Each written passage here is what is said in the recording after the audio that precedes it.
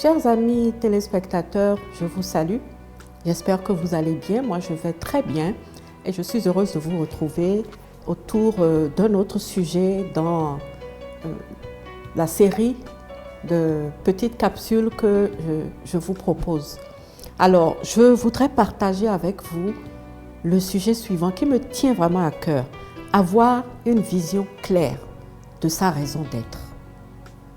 C'est une question fondamentale à laquelle nous devons nécessairement trouver une réponse. Vous savez, la raison d'être d'une personne, c'est le sens, c'est la cause véritable et profonde de l'existence de cette personne.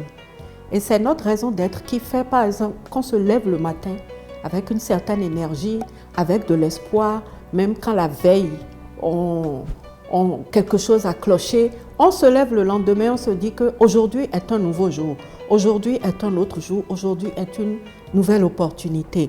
Et donc, il faut savoir, pour qu'on trouve un sens à sa vie, il faut savoir à quoi on est destiné. Chacun de nous a une destinée bien précise. Chacun de nous est né avec quelque chose pour accomplir cette destinée.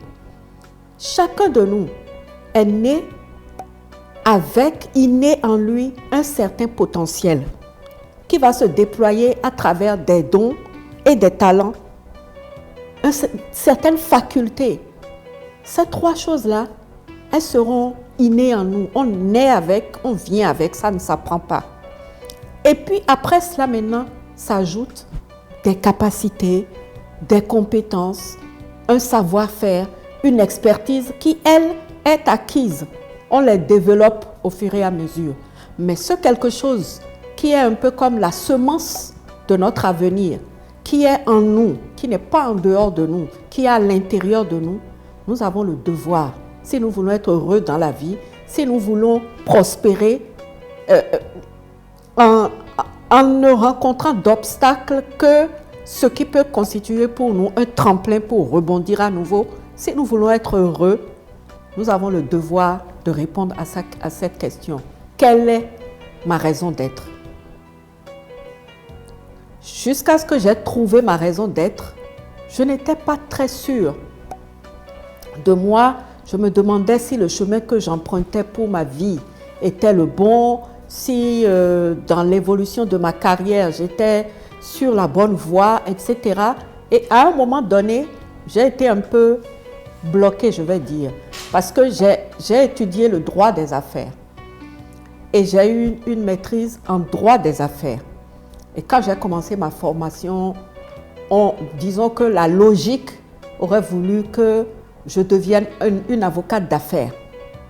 Mais il se trouve que quelque part au fond de moi, depuis que je suis toute petite, il y a, au-delà de ce désir de défendre, il y a que je suis attirée en fait par, comment dirais-je, je suis attirée par la question de la défense des femmes et des enfants.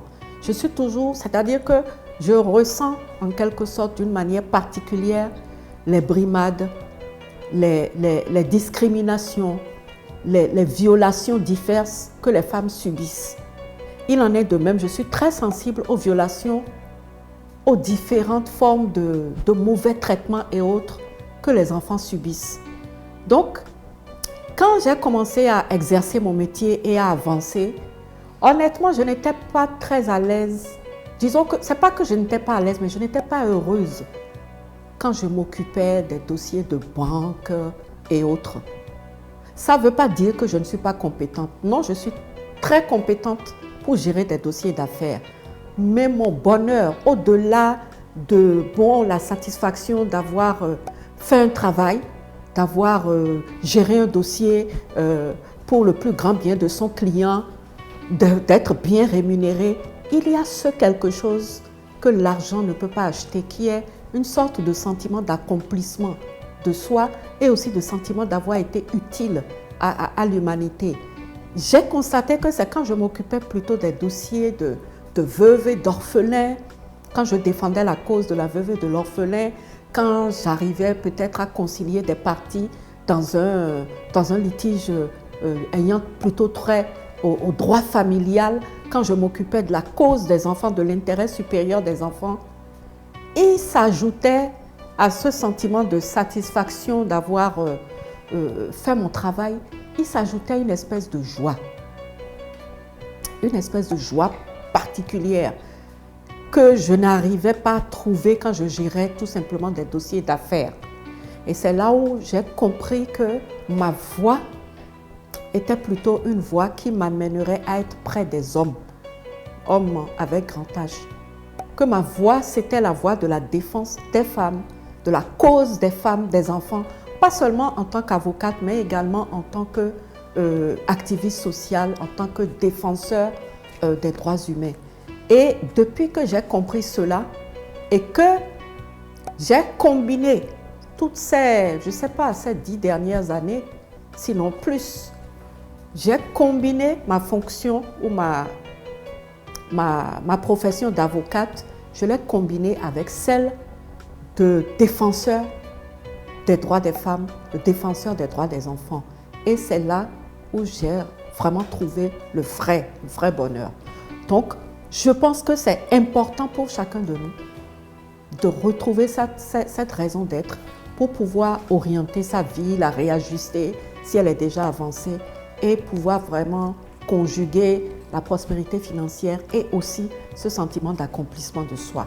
On se retrouve pour la prochaine capsule pour continuer la discussion sur la découverte de sa raison d'être et comment maintenant, une fois qu'on l'a découvert, comment la réaliser.